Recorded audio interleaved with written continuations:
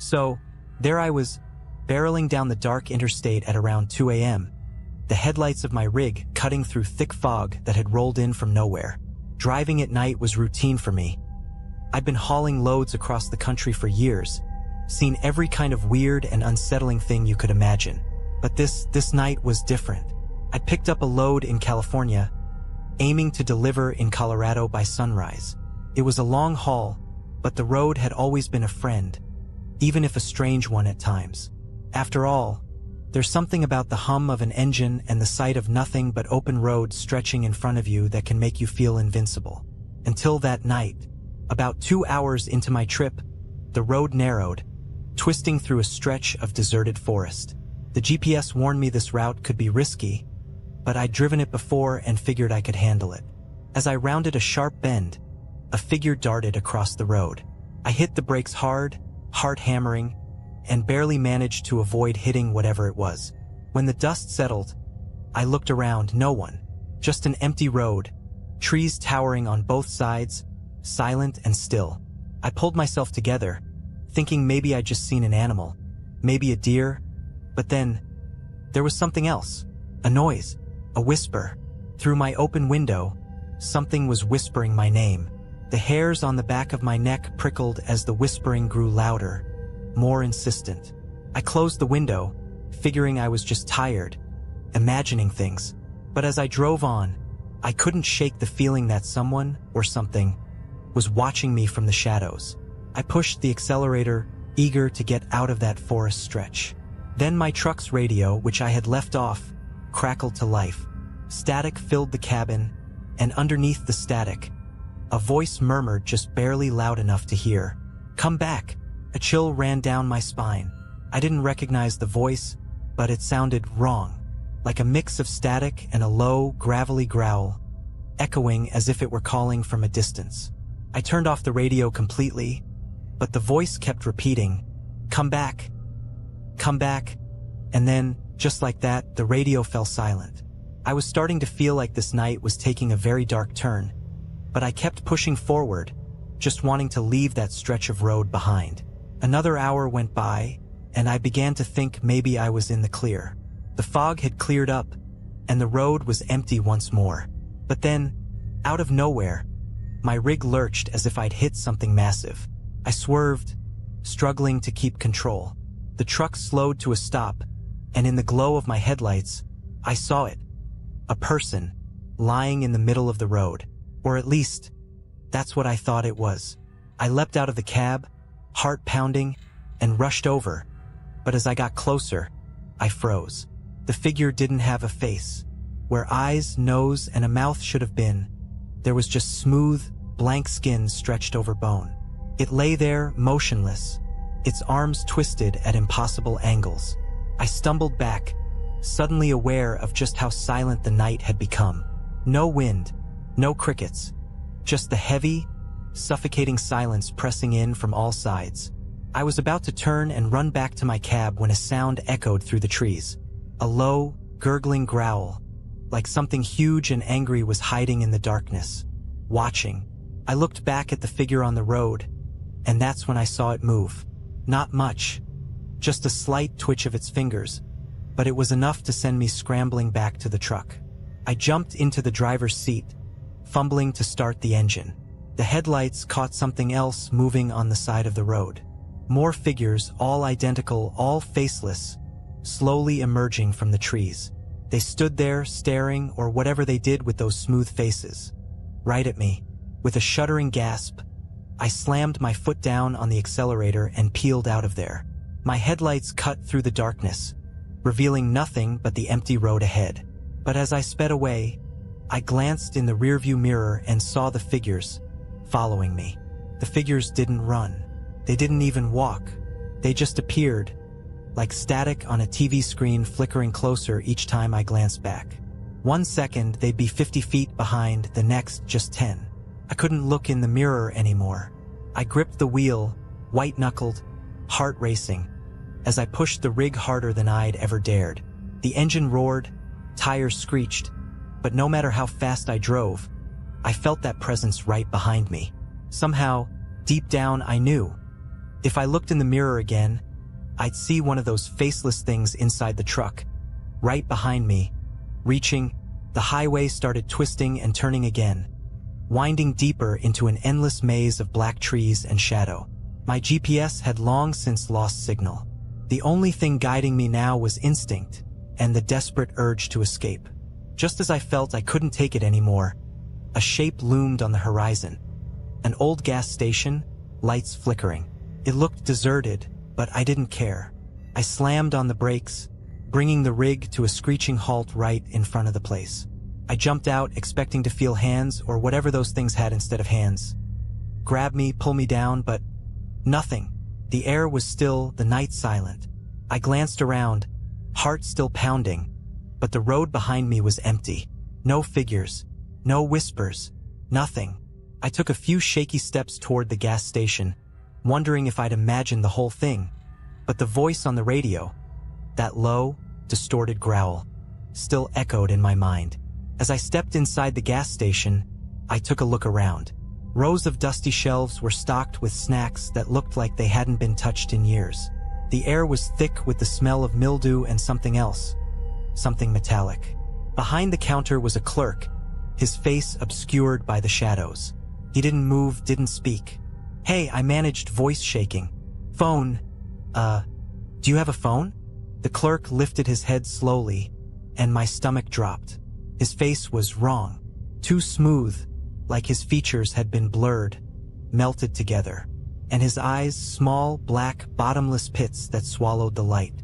"I'd leave if I were you," he rasped, voice crackling like dead leaves underfoot. "You're not supposed to stop here." What?" I stammered, trying to back away. "They don't like it when you stop," he said, and his mouth twisted into a grimace, teeth too sharp, too white, in the dimness. "You'd better get back in your truck and keep going. Otherwise, they'll find you." I didn't need to be told twice. I turned and bolted out of the gas station, practically diving back into the cab. As soon as I slammed the door shut, the headlights flickered on by themselves, casting their eerie glow across the empty road. Only, the road wasn't empty anymore. A figure stood directly in the beam of my headlights, just a few feet away. It had no face, just like the others, but this one was wearing an old, torn trucker's jacket, like it had once belonged to someone like me. And draped over its shoulders, barely visible in the dim light, was a chain, thick, rusty, with a padlock that looked as old as the road itself. The thing tilted its head to one side, almost curious, and then it took a step forward. My foot slammed on the gas before I could think. The truck lurched forward, headlights blazing as I barreled right toward it. But the figure didn't move. It just stood there, waiting, and as I passed through it, as if it was made of mist, my whole body went ice cold, a chill that froze me to the core. The radio crackled again. "Turn back," the voice whispered, as if it was right next to my ear, making the hair on the back of my neck stand up. "Turn back." The truck roared forward, but the road in front of me wasn't the road I remembered. The familiar twists and turns were gone. Instead, I was hurtling down a straight, narrow stretch lined with endless black trees. No landmarks, no signs, just an endless path that seemed to go on forever. I glanced at the clock on the dashboard. It was stuck on 2:37 a.m., the digits flickering weakly. My GPS was blank, no signal, no map, just a hollow, empty screen. I tried the radio again, desperately twisting the knob, but all I got was that same low, static-laced growl. It droned on, maddening, echoing through the cab like it was trapped with me. Then headlights appeared in the distance, a massive set, like those of a semi barreling toward me at full speed. I honked the horn, flashing my lights, trying to get the other driver's attention. But the lights didn't budge. They just kept getting closer, faster, brighter. My heart pounded as I gripped the wheel, hands slick with sweat. The headlights bore down on me until they were blinding, consuming everything in their beams. I couldn't see the road. I couldn't see anything. And just as the lights reached me, I braced for the impact, and then silence. I opened my eyes, heart still racing, and realized I was parked at a rest stop. A regular, run-down, quiet rest stop. The cab was still, the headlights shining onto an empty lot surrounded by dark trees. The clock read 5:47 a.m., and a faint, grayish light crept over the horizon. Morning was coming. I sat there for a few moments, shaken, wondering if I'd dreamed the entire thing. My fingers were stiff and aching from how tightly I'd gripped the wheel. My throat was raw from shouting, but the truck was fine. Everything was fine. I was parked like I just pulled over for a break. In a daze, I climbed down from the cab, rubbing my eyes. I looked around the empty rest stop, trying to get my bearings. The first thing I saw was another truck parked a few spaces down. It was an old, rusted rig that looked like it hadn't moved in years. And then I saw him, a man, standing just behind the truck, staring at me. He was wearing an old, worn trucker's jacket, and across his shoulders, slung like some kind of twisted burden, was a heavy chain with a padlock. I couldn't see his face, not clearly anyway. His features were shadowed, but I could feel him staring, like his eyes were burning right into me. I turned to get back in my truck, to get away from him, but as I moved, he called out in a voice as hollow and empty as the static on my radio. "They don't like it when you stop," he said, almost a whisper, barely audible over the hum of the engine. "If you keep going, they might just let you go. But if you stop again, you'll never make it out." I climbed back into my truck, hands shaking as I started the engine. I didn't look back. Couldn't. As I pulled out of the rest stop, I forced myself to focus on the road, to keep my eyes forward. The sun started to rise, its light breaking through the trees, washing over the road in front of me. But even as I left the rest stop behind, even as the sky turned from gray to blue, I could still feel his presence, a shadow lurking in the rearview mirror. And somewhere, in the distance, I heard a low, static-laced whisper trailing after me, like a faint echo from another world. "Turn back." I kept driving, and to this day I haven't stopped. Not at night, not in the fog, not when the whispers come through the radio, because I know that if I ever stop again, they'll be waiting. It was about midnight when I took a wrong turn off Interstate 80 somewhere in Nebraska. I'd been on the road for almost 14 hours straight, hauling my load across 3 states. Sleep wasn't an option. I had to make it to Denver by morning. I'd been through these back roads countless times, so the detour didn't bother me at first. But as the minutes ticked by, I couldn't shake the feeling that something was wrong. The night was unusually still. Even the usual chirping of crickets and rustling of tree branches seemed absent. Then I noticed a dim glow in the distance, a rundown gas station, miraculously still open at this hour. I figured I'd pull over, grab a coffee, and ask for the quickest way back to the main road. When I walked in, the place was empty. No one behind the counter, no customers. The fluorescent lights overhead buzzed, casting an eerie, almost sickly glow. There was something stale in the air, the kind of staleness that hinted at secrets best left alone.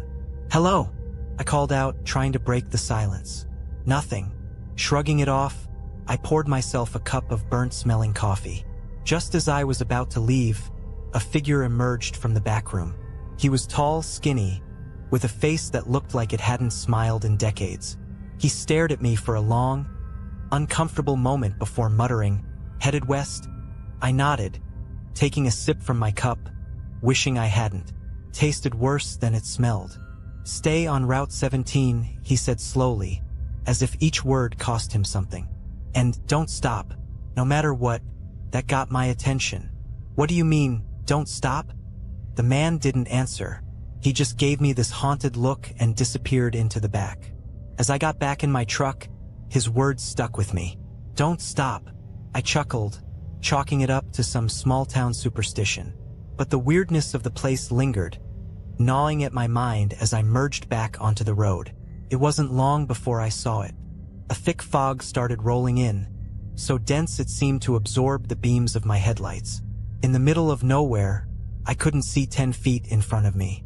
My grip tightened on the wheel as I pressed on, ignoring the instinct to slow down. Then, out of the fog, something appeared. At first, I thought it was another truck, but as I got closer, I realized it was something else. An old, battered car, creeping along in the same direction I was heading. The car's taillights flickered like they were barely holding on. It was too slow, so I pulled into the other lane to pass it. Just as I drew alongside, I glanced over and froze. Inside, the driver was slumped over, his face pale and lifeless, eyes wide open, staring straight ahead. He looked like he'd been dead for days. My heart slammed against my chest. Before I could fully process what I'd seen, my truck swerved back into the right lane, and I floored it, desperate to put as much distance as possible between me and that car. But no matter how fast I went, the car stayed behind me. The headlights of that old car never faded, locked onto my truck like some hellish beacon. I kept glancing at my mirrors, hoping to lose it around a bend, but every time I checked, it was right there, close enough that I could almost feel the driver's dead eyes boring into the back of my skull. I kept replaying what the guy at the gas station had said. Don't stop. The fog seemed to thicken, clinging to the road in thick, twisting wisps. My headlights barely cut through it. At this point, all I could see was the road immediately in front of me and those relentless headlights following behind. I kept one eye on the road and one on the clock, 2:17 a.m. It was a little over an hour since I'd left the gas station. I just had to keep moving, keep my focus on Denver. Then I saw something in the road. At first, it was just a shape, low and unmoving. As I got closer, it became clear. It was a figure, hunched over on all fours. A person, crouched in the middle of the highway, head down, hair hanging limp over their face, unmoving. My foot hesitated on the brake, every instinct screaming at me to slow down. But that voice in my head repeated, "Don't stop. Don't stop." So I gritted my teeth and hit the gas. I veered to the left, my tires skidding slightly as I swerved around the figure, narrowly missing it. Just as I passed, I caught a glimpse of the person's face, or what should have been a face. It was pale, blank, with hollow, empty eyes staring straight ahead, unblinking, and worse, turned, ever so slowly, to watch me pass. My heart hammered in my chest as I forced myself not to look back, focusing only on the road ahead. But just then, something even stranger happened.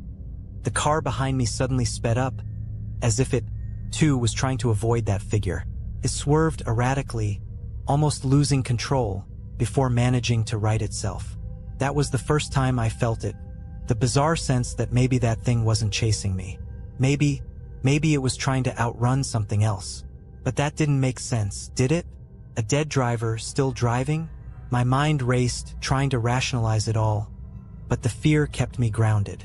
All I could do was keep my foot pressed on the gas and push forward, faster and faster, as the fog seemed to close in tighter, wrapping around the road like some kind of living, breathing thing. And then, just ahead, the fog parted, and another figure appeared, standing in the center of the road. This time, it wasn't crouched or motionless. It was upright, tall, and waiting. The figure loomed in the middle of the road, a shadowed shape with its face turned toward me. Its arms hung stiffly by its sides, fingers outstretched like claws, as though it were ready to grab onto anything that dared get close. Couldn't stop. I wouldn't stop. I gripped the wheel and barreled forward, the truck's engine roaring as I pressed down harder on the gas. But just before impact, the figure shifted. No, it melted. It seemed to dissolve, reforming beside my window as I flew by, gliding effortlessly with the speed of my truck. My heart stopped. His face was there, right outside my window, staring in at me. It was a man, or at least it used to be. His skin was translucent, stretched tightly over his skull, and his eyes were pure white, empty and endless. His mouth hung open in a silent scream, jaw unhinged in an expression of pure, primal terror. I felt an icy chill radiate from the glass, seeping through the window and into my bones. Then, as suddenly as he appeared, he was gone. I glanced into my side mirror, half expecting him to still be there, clinging to the side of the truck. But the mirror only showed empty road behind me, winding back into the mist. Except, the headlights were gone. The car, the one that had been tailing me, had disappeared. I took a shaky breath, almost relieved, But my grip didn't relax. Something wasn't right. That car couldn't have vanished without a trace. And the fog, it was thicker than ever, swirling around me like smoke from a fire.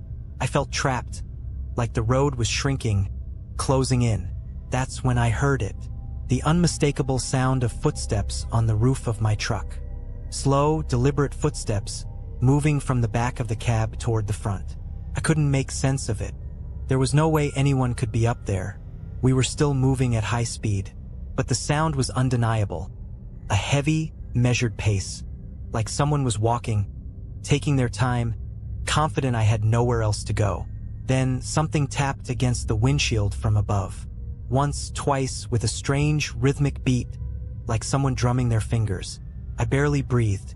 My knuckles were white on the wheel as I kept my eyes fixed on the road, praying I'd see some sign of civilization, some light, any break in this nightmare. Then, slowly, the sound shifted. It was no longer tapping. Now, something was dragging its nails across the roof, like claws scraping against metal, inching closer and closer to the edge of the windshield. The fog was thick, blanketing the road, making every second feel like an hour. And then I saw it, emerging from the fog, stretching across the road in long, jagged letters that looked like they'd been carved into the asphalt itself. Turn back. The words stretched on for at least 50 feet, glistening wet and fresh in the darkness.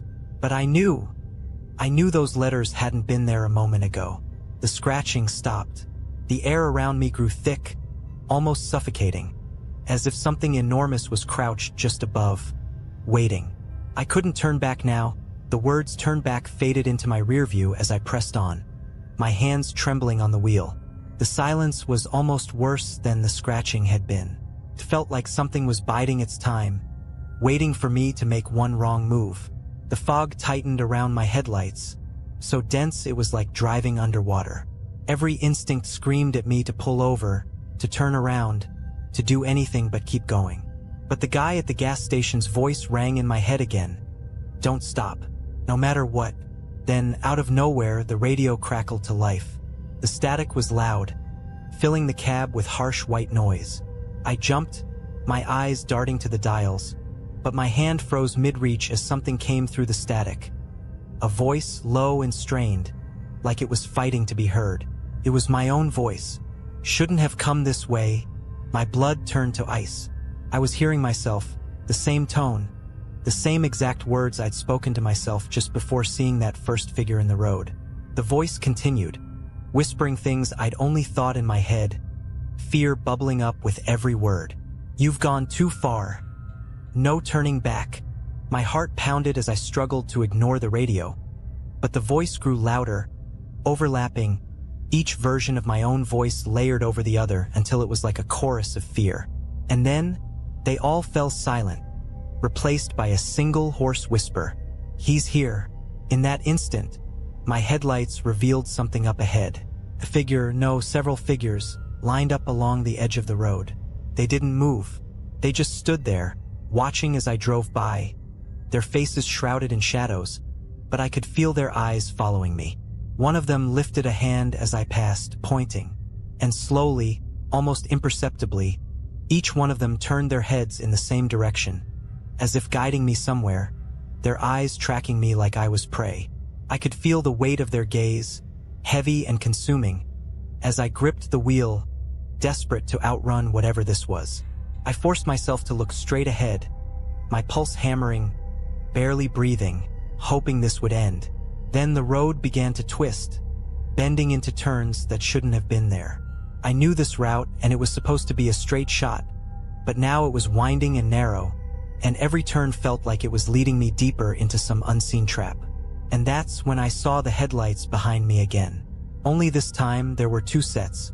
One came closer, accelerating fast, the light growing brighter, almost blinding in my mirrors. The other stayed back, as if keeping its distance, watching and waiting. My hands were slippery with sweat as I tightened my grip, the truck rumbling as I sped up. But no matter how fast I went, the headlights behind me got closer and closer, like they were chasing me, herding me forward down this cursed road. I glanced in my side mirror, And that's when I saw something that made my stomach drop. There was a figure in the passenger seat beside me. I couldn't look directly at it, my vision fixed on the road, every instinct screaming not to acknowledge whatever was sitting there beside me. But in my peripheral vision, I saw just enough. The figure was hunched, its bony hands resting on its knees, fingers tapping a slow, deliberate beat. Its skin was gray, taut, and corpse-like, stretched over a face that was turned toward me, unblinking. Its eyes were pits of darkness, endless and consuming, and even without looking straight at it, I felt its gaze boring into me. It leaned closer, the stench of rot and damp earth filling the cab, pressing down on me. I clutched the wheel, knuckles white, struggling to keep my focus on the road. My heart raced, each beat louder than the last, thundering in my ears. The voice on the radio returned, faint but unmistakable, whispering the same words over and over. "He's here. He's here. He's here." I pressed down harder on the gas, the truck roaring as I tried to outrun the voice, the figure, the headlights chasing me. But no matter how fast I went, the road kept twisting, leading me deeper into some unknown place, the fog thickening, the turns sharper, narrower, until I barely had control. The figure beside me shifted. Slowly, it raised one skeletal hand and pointed forward, guiding me. I didn't want to look, didn't want to follow, but the road seemed to have a mind of its own, curving sharply as if steering me right where the figure wanted. And then, in the distance, I saw a bridge. It loomed out of the fog, old and decrepit, the kind of structure that looked like it hadn't seen use in decades. The wood was dark, slick with something that glistened in the fog, and the beams above it were twisted and broken, barely holding together. A shiver ran through me, but I couldn't stop. The headlights behind me flared, blinding, pushing me forward.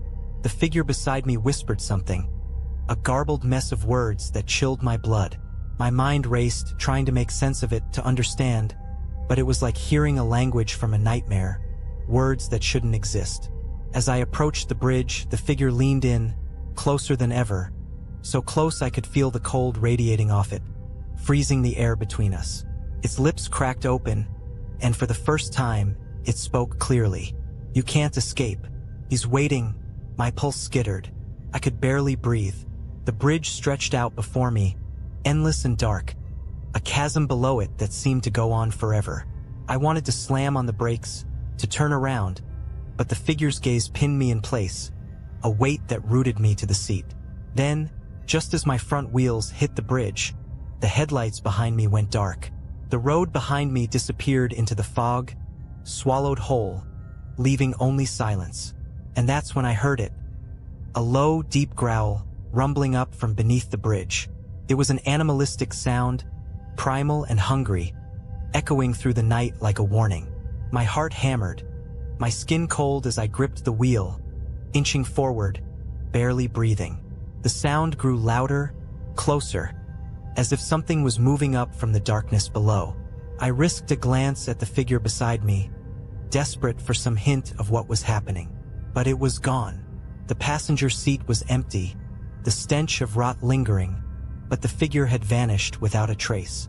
Then, with a crack, the bridge beneath me shuddered, with splintering as something massive began to move below. The bridge groaned under the weight of the truck, the wood buckling, shifting, as if something immense and alive was moving just beneath the surface.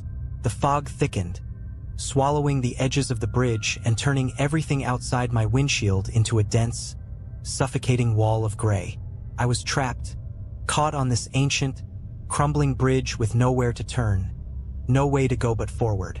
And then, out of the fog ahead, I saw it. A figure tall and unnaturally thin, standing directly in the center of the bridge. Its body seemed to blend with the mist, limbs elongated and warped, twisting into unnatural angles. I slammed on the brakes, the truck skidding to a halt just feet away from the figure. My hands were shaking as I watched it stand there, motionless. For a few moments, nothing happened. I thought maybe it was just another apparition, something that would vanish if I just blinked or looked away.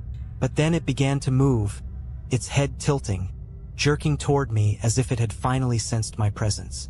It took a step forward, the wood creaking under its weight, and I saw its face for the first time.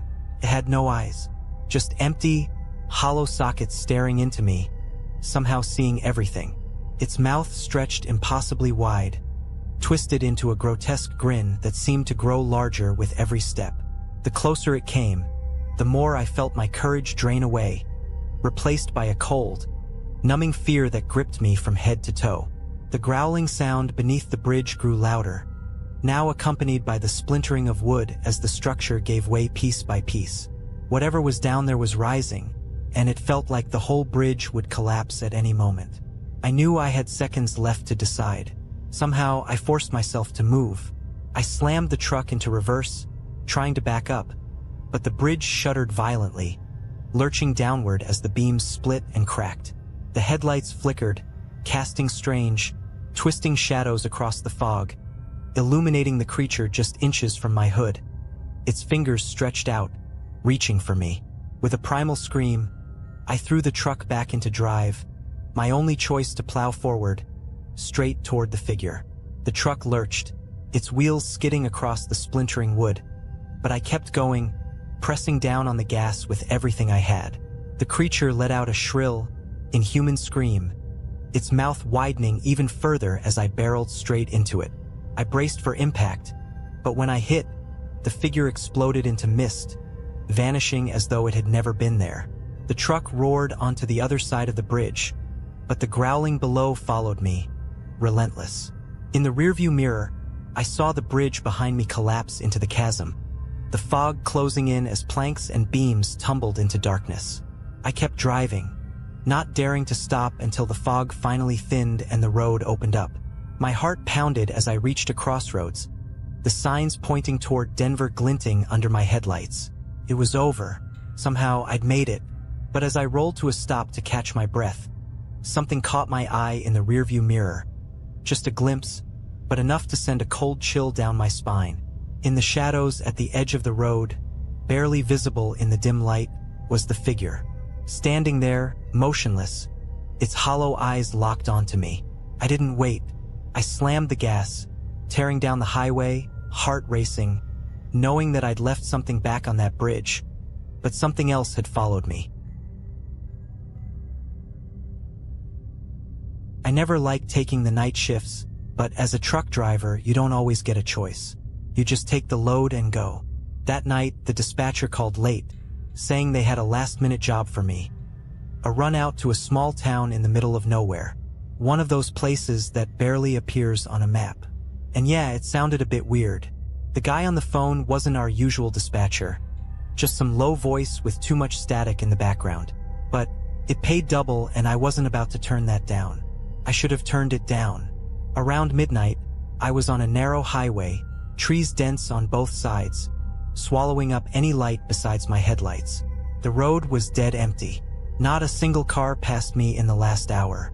Radio static buzzed quietly in the background, the only sound besides the hum of the engine.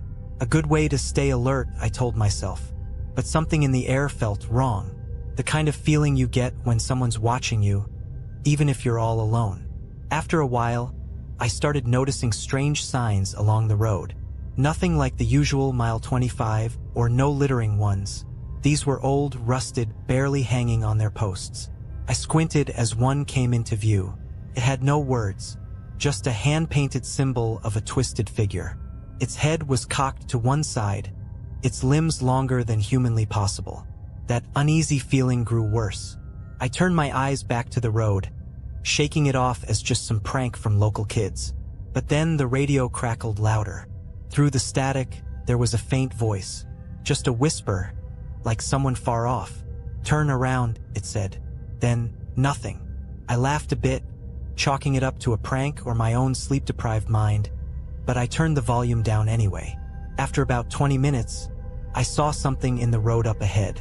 A silhouette, maybe 30 yards away, walking along the edge of the highway. Just a shadow in the glow of my headlights. At first, I thought it was an animal, but as I got closer, I realized it was a person. They wore a long, tattered coat and didn't seem to notice my truck barreling down behind them. It wasn't until I was practically on top of them that they finally looked up. Their face, if you could call it that, wasn't right. The features were blurred, almost melting together like a half-formed clay sculpture. Eyes too large, mouth stretched into a frozen, unnatural smile that twisted at odd angles. As I sped past, their gaze snapped to meet mine, unblinking. I felt a shiver crawl up my spine. I knew I should have kept driving, but I slowed down, glancing in my rearview mirror. There was no one there, just the empty road behind me. I sped up. The voice on the radio came back, crackling with static. Louder this time. "You need to leave." I pressed the power button, trying to turn it off, but the voice kept coming, scratchy and distorted. I hit the button harder. Nothing. Then, a burst of static cut through the silence, and I heard the sound of footsteps.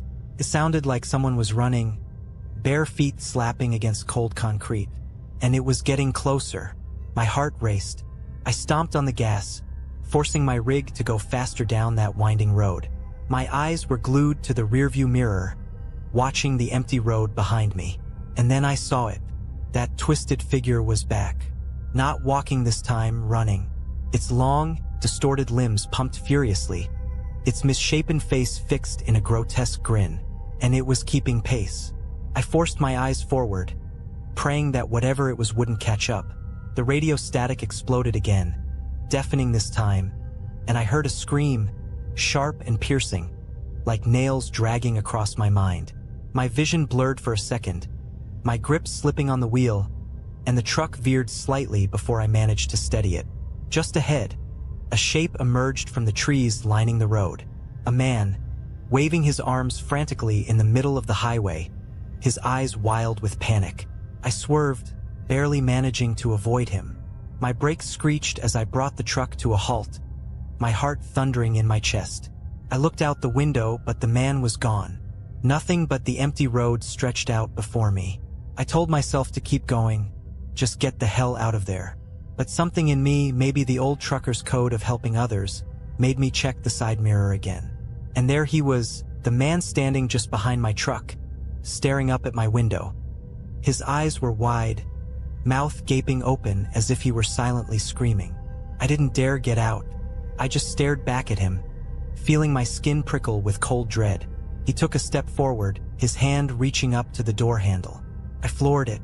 The truck roared as it leapt forward, leaving that figure behind in the swirling dust. I didn't look back, not once. I just drove, faster than I ever had, the trees blurring past as the road stretched out in front of me. Hours later, I finally saw the lights of a gas station, a sign of life. I pulled in, barely able to keep my hands steady as I climbed out of the cab. The attendant looked at me, eyes narrowing as he took in my pale face and trembling hands. "You all right, buddy?" he asked. I opened my mouth to answer, but I couldn't find the words.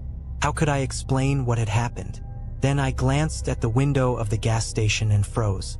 There, reflected in the glass, was that figure, standing just behind me, its twisted face smiling back at me through the night. I stumbled back, blinking hard, praying that my eyes were playing tricks on me. But there it was, clear as day in the reflection.